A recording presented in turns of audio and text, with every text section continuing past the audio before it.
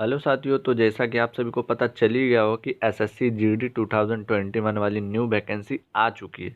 अचानक से एक तरह से सरप्राइज दे दिया गया है हमें।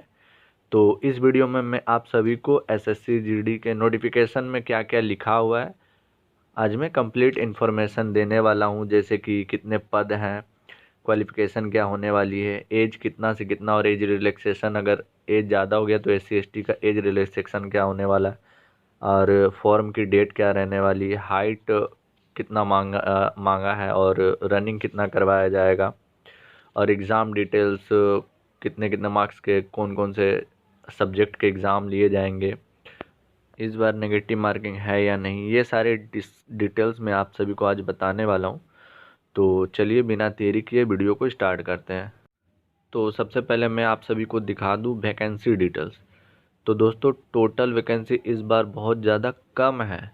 टोटल वैकेंसी यहाँ पे देख सकते हो 25,271 ही है, जिसमें से मेल कैंडिडेट्स का 22,424 और फीमेल का 2,847।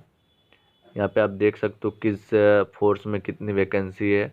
जैसे बीएसएफ में टोटल मेल के लिए 6,413, सीआईएसएफ का है 7,610, एसएसबी में 0, सीआरपीएफ में 0, एसएसबी में आपका 3,806। आप देख सकते हो, ठीक है ना। आप चाहो तो स्क्रीनशॉट भी ले सकते हो।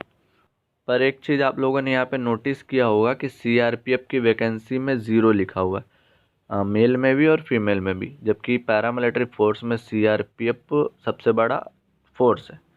तो कहा जा रहा है दोस्तों कि सीआरपीएफ की वैकेंसी अभी ऐड नहीं की गई है, अभी ऐड की जाएगी। तो जाहिर सी बात है, जो ये वैकेंसी है 25,271 वो बढ़ने वाली है, और बढ़ सकती है, बढ़कर 35 या 40,000 हो सकती है। तो आप लोग वैकेंसी की टेंशन ना लें। तो अब आगे बात कर लेते हैं कि एसएससी जीडी के लिए क्या क्या क्राइटेरिया है। तो यहाँ पे आप देख सकते हो कुल पद आप सभी को पता चल चुका है 25,271। तो दोस्तों, क्वालिफिकेशन की बात करें तो एसएससी जीडी ओनली 10th पास मांगती है। आप 10th पास हो, आप एलिजिबल हो भरने के लिए। एज होनी चाहिए 18 से 23 वर्ष। और अगर आपकी 23 वर्ष से आपका उम्र ज़्यादा है और अगर आप ओबीसी या एससी एसटी कैटेगरी में आते हो तो आपको एज रिलैक्सेशन दिया जाता है। ओबीसी के लिए 3 साल और एससी एसटी के लिए 5 साल एक्स्ट्रा। और फॉर्म भरने की डेट देखें तो दोस्तों, नोटिफिकेशन आज ही दिया गया और फॉर्म फिलअप होना भी आज से ही स्टार्ट हो चुका है। आप आज से ही फॉर्म को भर सकते हो और 31 अगस्त तक फॉर्म भरी जाएगी। तो आप आज से भी भर सकते हो, आज से लेकर के 31 तारीख तक फॉर्म की डेट रहने वाली है। तो अब बात कर लेते हैं कि मेल और फीमेल में टोटल कितनी वैकेंसी, और मेल का हाइट क्या होने वाला है और फीमेल की हाइट क्या होने वाली है, और रनिंग कितना कितना करवाया जाएगा। तो यहाँ पे आप देख सकते हो टोटल पोस्ट है 25,271, जिसमें से सिर्फ मेल की बात करें तो मेल के लिए 22,424 वैकेंसीज़ है। और मेल के लिए हाइट की बात करें तो 170 सेंटीमीटर हाइट होनी चाहिए। और मेल का रनिंग करवाया जाएगा, जो है 5 किलोमीटर रनिंग करवाई जाएगी, और उसके लिए टाइम दिया जाएगा 24 मिनट। अच्छा, ये सब जो डिटेल, ये सारे जनरल एरियाज़ के डिटेल है। आप अगर हिली एरिया से बिलोंग करते हो तो आपके लिए अलग से क्राइटेरिया दिया हुआ है, नोटिफिकेशन में आप जाके पढ़ सकते हो। जैसे आपको रनिंग में कुछ छूट मिलेगी और हाइट में भी छूट दिया जाएगा। अब बात कर लेते हैं फीमेल की। फीमेल की वैकेंसी है 2,847 ओनली। फीमेल की हाइट ली जाएंगे 147 सेंटीमीटर, और इन लोगों का रनिंग करवाया जाएगा 1600 मीटर, और जिसके लिए टाइम दिया जाएगा 8.5 मिनट का।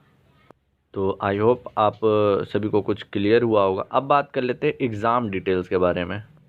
तो एग्ज़ाम में 100 प्रश्न पूछे जाएंगे, 100 नंबर के लिए, 100 प्रश्न 100 नंबर के लिए, जिसमें से 25 मैथ, 25 रीजनिंग, 25 जीके और 25 हिंदी या इंग्लिश, दोनों में से आप कोई एक ले सकते हो। तो इस तरह करके 4 कैटेगरी में part A, part B, part C, part D करके आपको लिया जाएगा। टोटल 100 मार्क्स, और जिसके लिए टाइम दिया जाएगा 1.5 घंटा, 1.5 आवर। ठीक है। अब मैं आपको नोटिफिकेशन का वाला पार्ट दिखा देता हूँ जिसमें एग्ज़ाम डिटेल्स दिए हुए हैं, और वहाँ पे ये भी देखेंगे कि नेगेटिव मार्किंग इस बार है या नहीं, और अगर है भी तो क्या डिटेल्स है। तो अगर आप नोटिफिकेशन में जाओगे और 11 नंबर पे जाओगे तो वहाँ पे आपको दिखेगा स्कीम ऑफ एग्जामिनेशन, और एग्जामिनेशन में देखिए आप लिखा होगा कंप्यूटर बेस्ड एग्जामिनेशन, यानी कंप्यूटर पे एग्ज़ाम लिया जाएगा, ऑनलाइन एग्ज़ाम लिया जाएगा। और सेम वही जो मैंने बताया, part A, part B, part C, part D में आपका एग्ज़ाम लिया जाएगा, ठीक है ना। तो ये सारे मैं बता चुका। अब हम लोग चलते हैं नेगेटिव मार्किंग के बारे में, कहाँ पे लिखा हुआ है। तो उसी पेज में थोड़ा सा नीचे आप आओगे 11.1.2 नंबर पे, तो आपको लिखा मिलेगा there will be negative marking of 0.25 marks for each wrong answer. यानी इस बार नेगेटिव मार्किंग कर दिया गया है और हर गलत क्वेश्चन के लिए आपको 0.25 मार्क्स काट लिए जाएंगे।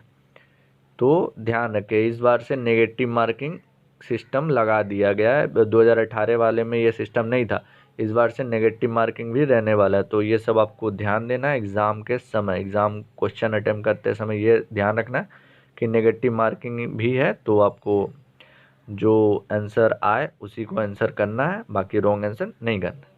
Thank you for watching.